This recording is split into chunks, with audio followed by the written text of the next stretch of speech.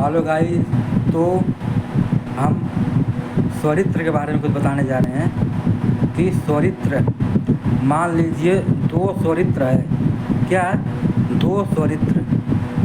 अगर एक स्वरित्र ज्ञात है, अगर एक स्वरित्र क्या है, ज्ञात है, तो दूसरे स्वरित्र का आवृत्ति कैसे ज्ञात करेंगे? एक स्वरित्र का आवृत्ति ज्ञात है तो दूसरे स्वरित्र का आवृत्ति कैसे ज्ञात करेंगे? क्या करेंगे कि दोनों स्वरित्रों को हम कंपन करेंगे। दोनों स्वरित्रों को हम कंपन करेंगे। उन स्वरित्रों को कंपन करने के बाद उसमें जो बिट्स आता है, वह स्वरित्रों की आवृत्ति की संख्या के अंतर के बराबर होता है।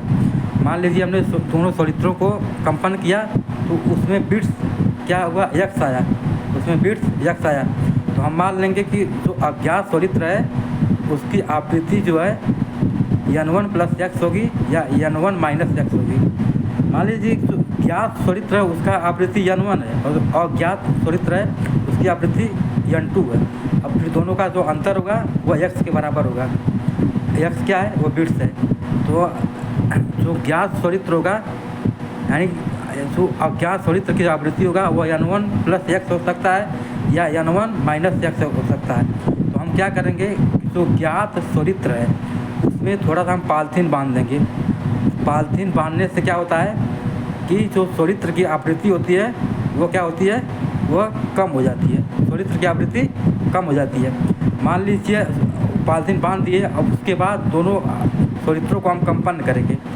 अगर उनके बीच आप बिट्स की संख्या अगर अधिक हो जा रही है, उनके बीच अगर बिट्स की संख्या क्या हो रही है, अधिक हो जा रही है, तो हम ये मानेंगे कि जो n1 स्वरित्र था उसकी आवृत्ति क्या थी, कम थी। n1 स्वरित्र क्या थी, उसकी आवृत्ति कम थी। तो n2 का जो मान होगा n1 प्लस x के बराबर होगा।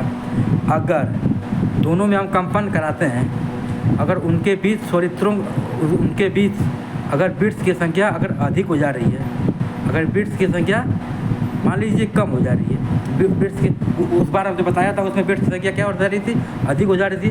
अब मान लीजिए उनको कंपन कराया, उनमें बिट्स की संख्या कम हो गई, तो यानी कि जो n2 है उसकी आवृत्ति क्या थी, उसकी आवृत्ति कम हो गई है, यानी कि उसकी आवृत्ति कम हो गई है, इसलिए उनके बीच बिट्स की संख्या कम हो गई।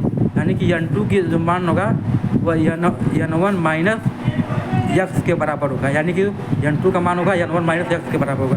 Thank you.